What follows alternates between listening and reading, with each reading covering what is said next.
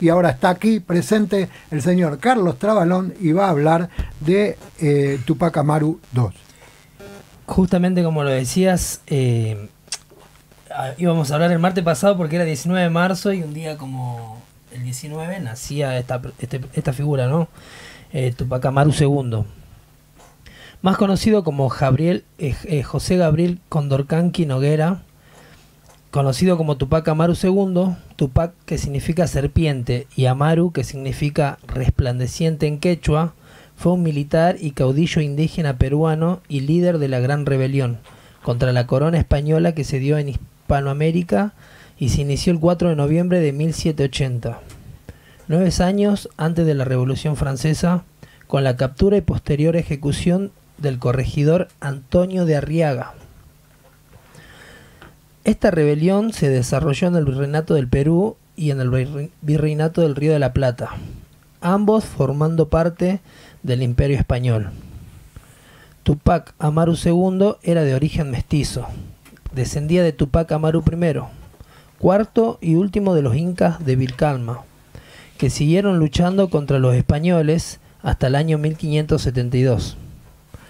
A la muerte de su padre, Tupac Amaru II hereda el curacazgo de Surimana, Tungazuca y Pampamarca.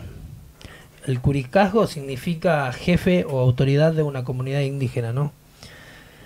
Durante su infancia vivió en Surimana, pero acompañaba a su padre en sus viajes a lo largo del distrito y más lejos mientras éste cumplía sus deberes como curaca y ejercía su oficio de mercader. Estas expediciones continuaron cuando José Gabriel se hizo mayor de edad y asumió el puesto y la profesión de su padre. Su educación inicial quedó a cargo de los padres López de Sosa y Rodríguez. Por su condición de indígena noble, estudió en el prestigioso Colegio San Francisco de Borja, del Cusco, dirigida por la Orden de los Jesuitas para los hijos de los curacas. Posteriormente estudió en la Universidad de San Marcos. Obtuvo una esmerada educación, habiendo enviado a España a sus mejores profesores del Nuevo Mundo, donde aprendió la doctrina revolucionaria antisolutista propia de la Escuela de Salamanca, que dice que el depositario real del poder, que siempre emana de Dios, era el pueblo y no el rey, y que el primero tenía derecho a la revolución, incluso al tiranicidio, si el segundo no ejerciera el gobierno del reino en beneficio del pueblo. Dominaba el quechua, el castellano y el latín. El 25 de mayo del 1758 contrajo matrimonio con Micaela Bástidas Puyucagua, con quien tuvo 3 hijos, Hipólito, Mariano y Fernando, todos de apellidos Condorcanqui Bástidas. 6 años después de su matrimonio fue nombrado curaca de los territorios que les correspondían por elemental herencia. Condorcanqui fijó su residencia en la ciudad de Cusco, donde viajaba constantemente para controlar el funcionamiento de sus tierras. Como curaca, José Gabriel mantenía derechos sobre la tierra. También intereses en una pequeña minería y campos de coca en Corabayá, al sur, y poseía varias casas y una pequeña hacienda. Heredó 350 mulas de su padre, las que usaba para trabajar en el circuito Cusco Alto del Perú, la ruta de comercio que ligaba Lisma y Cusco con la sumamente importante mina de Potosí. Las personas lo reverenciaban por su herencia inca y, de acuerdo con muchos, por su educada manera y disposición a defender al campesino pobre.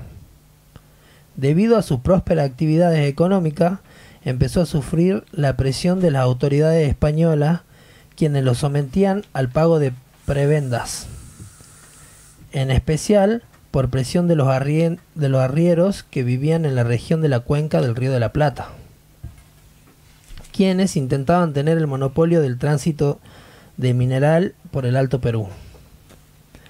A finales de la década de 1770, la apertura de Buenos Aires al comercio del Alto Perú acabó con el monopolio comercial de Lima y significó la mayor competencia para los productores del Cusco, que vendían su mercadería en Potosí y tenían que competir con las de Buenos Aires e incluso con las de España. Por otro lado, la extendida sobreproducción a lo largo de los Andes empujó los precios a la baja. Más aún en el año 1778 y 1779, un clima extremadamente frío dañó las cosechas y dificultó los viajes. En 1780, Tupac Amaru, quien también experimentó esta crisis, tenía considerables recursos, pero del mismo modo numerosas deudas. También fue testigo del malestar económico y oyó hablar de él a diferentes autores, desde mercaderes al borde de la bancarrota hasta comunidades que no podían solventar la creciente carga fiscal. Tupac vivía la situación típica de los curacas. Tenía que mediar entre el corregidor y los indígenas a su cargo. Sin embargo, se vio afectado como el resto de la población por el establecimiento de las aduanas y el alza de las alcabalas, lo que perjudicó fuertemente su negocio de mula que transportaba mercadería entre el Perú y el Río de la Plata. Realizó reclamos sobre estos temas pidiendo también que los indígenas fueran liberados del trabajo obligatorio en las minas. Reclamos dirigidos por las vías regulares a las autoridades coloniales en Tinta, Cusco y después en Lima, obteniendo negativas y indiferencias. El 4 de noviembre de 1780, captura, enjuicia y ejecuta al corregidor español Antonio de Arriaga, iniciando con ello la rebelión contra la dominación colonial. Al comienzo, el movimiento reconoció la autoridad de la corona española, ya que Tupac Amaru afirmó que la intención no era ir en contra del rey, sino en contra del mal gobierno de los corregidores. Más tarde, la rebelión se radicó llegando a convertirse en un movimiento independentista. Su esposa Micaela Bástida, así como familiares de ambos, tuvieron una participación del primer orden en un movimiento, tanto en el reclutamiento, abastecimiento y hasta cierto punto la toma de decisiones. Con el apoyo de otros curacas, mestizos y algunos criollos, la rebelión se extendió, llegando a tener tropas de decenas de miles de combatientes. Entre sus ofrecimientos se hallaban la abolición tanto del reparto como de la alcabala, la aduana y la mita de Potosí. Su movimiento tuvo dos fases. La primera fase o fase tupacamarista, donde destaca la hegemonía de José Gabriel Tupac Amaru, su esposa Micaela y capitanes. Y la segunda fase, llamada tupacatarista, continuación de la rebelión a cargo de Diego Cristóbal Tupac Amaru, primo de José Gabriel, y donde destaca el protagonismo de Tupac Katari. Desde un inicio, Tupac Amaru II buscó ganarse el apoyo de la iglesia e integrar a indígenas, criollos, mestizos y libertos negros en un frente anticolonial. Pero no pudo evitar que la masificación del movimiento convirtiera el accionar independentista en una lucha racial contra los españoles y criollos. Durante su máximo apogeo y especialmente luego de la captura y ejecución de Tupac Amaru y su familia, la rebelión se extendió de manera sumamente violenta, sin toma de prisionero y con la práctica de asesinar a cualquier persona que hablase castellano o vistiese de la manera europea. Los indígenas que se vestían con moda española también fueron atacados. Así, la ejecución sistemática de los pucacunca, literalmente cuello rojo o gringo, convirtió la rebelión en un auténtico baño de sangre en el que se estima se produjo el asesinato de entre 80 y 100.000 personas. En el proceso, Tupac Amaru sería excomulgado por la iglesia por medio del arzobispo de Cusco, Juan Manuel Moscoso, En primera instancia, el 17 de noviembre de 1780, sobre la base de ser acusado de liberal por rebelarse ante la legítima autoridad del rey con base de ideas condenables por la doctrina católica.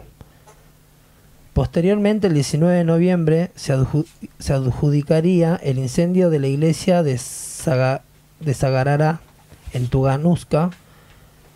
También argumentó la rebelión era para darle el poder político a una facción de indios cristianos que querían separarse del control del Papa en Roma. Tras negarse a tomar Cusco, sacrificando a los indígenas que los realistas ubicaban en la vanguardia antes de la llegada del ejército de 17.000 soldados desde Lima, Tupac Amaru II ordenó la retirada de su ejército a su base militar en Tinta, mientras las fuerzas realistas mandaron una expedición puntiva de casi 20.000 soldados en su contra. Fue en esta campaña en la que tras ser derrotado en la batalla de Chucapcupec, Tupac Amaru II fue traicionado por dos partidarios suyos, el mestizo Francisco Santa Cruz y el español Ventura Landatea, y es capturado en Langi el 6 de abril del 1781. Fue llevado al Cusco encadenado y montado a una mula, ciudad donde ingresó una semana después, mientras las campanas de la catedral repicaban celebrando su captura. Apresado en la capilla de San Ignacio del convento de la Compañía de Jesús, fue sucesivamente interrogado y torturado. Cuando el visitador español José Antonio de Arreche, enviado del rey de España, entró imprevistamente al calabozo para exigirle nombres a cambio de promesas, Tupac Amaru II le contestó: solamente tú y yo somos los culpables, tú por oprimir a mi pueblo y yo por tratar de liberarlo de semejante tiranía. Ambos merecemos la muerte. El viernes 18 de mayo de 1781, en el acto público de la Plaza de Armas del Cusco, se cumplió la sentencia de Tupac Amaru. Sus familiares y principales capitanes, quienes fueron sacados de sus celdas, fueron custodiados por miembros fuertemente armados de la milicia de mulatos. Se habían levantado horcas, también vigiladas por mulatos armados. Los prisioneros iban vestidos con sus zurrones que se usaban para traer yerba mate del Paraguay, y con las manos y los pies fuertemente atados. El hermano de Micaela, Antonio Bástidas y Antonio Castelo, fueron las primeras víctimas. Después fue ejecutado Francisco Tupac Amaru, tío de José Gabriel e Hipólito, el hijo mayor de Tupac Amaru, a quienes le cortaron la lengua antes de ser ahorcados. A continuación fue ejecutada por garrote Tomasa Tito Candeshmaita, en algún momento llamada la favorita de Tupac Amaru. A José Gabriel, que hicieron con varios de sus lugartenientes, con su tío y su hijo mayor, le cortaron la lengua. Intentaron descuartizarlo vivo, atando cada una de sus extremidades a caballos para que estos tirasen de aquella y se las arrancaran, pero sus intentos fracasaron debido a su contextura física. Frustrados por esos intentos fructuosos, Ereche ordenó decapitarlo. Su hijo menor, Fernando, gritó al ser testigo de esta hegemonía de su padre, esta agonía. Tras su muerte, el cuerpo de Tupac Amaru fue despedazado. Su cabeza fue colocada en una lanza exhibida en Cusco y Tinta, sus brazos en Tunguska y Carabayá, y sus piernas en Libiteca. De igual forma, despedazaron los cuerpos de su familia y seguidores y los enviaron a otros pueblos y ciudades. Todo esto está escrito en el documento español Distribución de los cuerpos o sus partes de los 9 reos principales de la rebelión, adjudicado en la plaza de Cusco el 19 de mayo de 1781. A pesar de la ejecución de Tupac Amaru II y de su familia, el gobierno virreinal no llegó a sofocar la rebelión, que continuó acaudillada por su primo, Diego Cristóbal Tupac Amaru, al mismo tiempo que se extendía por el Alto Perú y la región de Jujuy. Tupac Amaru II, en Perú, ha sido reconocido como el fundador de la identidad nacional peruana. Fue utilizado como una figura capital para el gobierno revolucionario de las Fuerzas Armadas del general Juan Velasco Alvarado entre el 1968 y el 1975, así como para varios movimientos políticos, y desde entonces ha pertenecido a un imaginario popular. Es con ello ahí la historia de Tupac Amaru II. Qué impresionante, ¿no? Y qué bestialidad. Dicen qué brutalidad, qué bestialidad. No lo pudieron descuartizar a la hora que le ataron las extremidades porque él era gigante, era un indígena gigante. Era un Yo me gigante. quedé con la historia de los traidores, ¿no? Siempre en las grandes epopeyas populares hay traidores. Sí, Siempre hay alguno que traiciona al dirigente, al comandante, al que sea. Por más que sea una al buena Che lo causa. traicionaron, a Tupac lo traicionaron, al propio Jesús de Nazaret, si es que existió, lo traicionaron. Siempre hay un traidor. Siempre hay un traidor, claro, en todas las historias.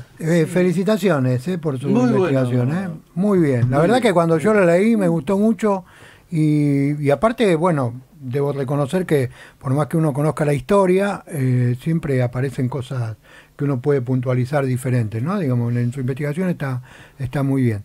Muchas gracias. Y aparte uno cae en la cuenta de que, bueno, antes, en esa época no existía el capitalismo, entre comillas. Tal cual. No existía el capitalismo, pero los métodos eran los mismos, ¿no? El saqueo, la sumisión al pueblo, digamos, acallar las voces que se levantaban, digamos, como... Claro, lo que cuenta esta historia es que cuando vieron que a él estaba yendo bien, ¿qué hizo el virreinato? Le empezó a cobrar, ¿me entendés? Peaje, le hizo la competencia cuando abrió la exportación acá en Buenos Aires al Perú, y lo empezaron a bajar de todos lados, digamos. No te pueden ver bien, ¿me entendés? Siempre tienen que afectarte de algún lado. Muriéndote de hambre, ¿no? Exactamente. Claro. Y entonces digo, como decía Gallo recién, ¿no? Como aparte de las traiciones, la historia se repite, hoy la repite, hacen lo mismo desde otros lugares, ¿no? Sí, hacen exactamente lo mismo. Bueno, en Argentina, el caso de las vías navegables, que en un ratito va a estar contando Andrés Testas desde Rosario cómo está funcionando todo eso, y todos los saqueos que se producen, ¿no? Con el extractivismo, que no tenemos ningún tipo de control, ni tampoco sabemos cómo es.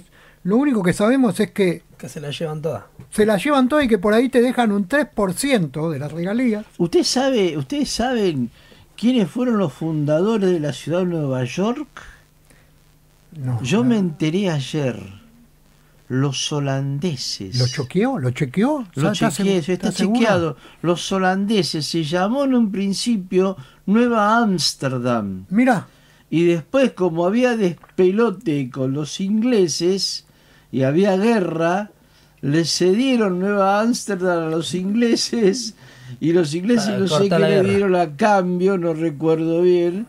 Pero fíjense ustedes cómo el imperialismo ha recorrido el mundo, ¿no? Saqueando, matando, provocando todo tipo de genocidio. Llegaron hasta Estados Unidos, llegaron hasta Brasil incluso. Ayer estaba viendo la película Corazón Valiente, no sé si la vieron. Sí, peliculón. Peliculón. Y la verdad es impresionante como, bueno, nosotros necesitamos acá, ¿no? Un William Wallace que libere a Argentina. Liberó... Yo creo que con uno solo no nos alcanza, ¿eh? Es como igual, varios, ¿no? Varios y varias. Comienza como una historia de amor, pero eso es lo que le da motivo a él a decir, basta, loco, estos nos vienen a esclavizar y encima le tenemos que dar nuestras cosas, nuestra mujer, nuestra tierra, todo. Sí, es como medio loco.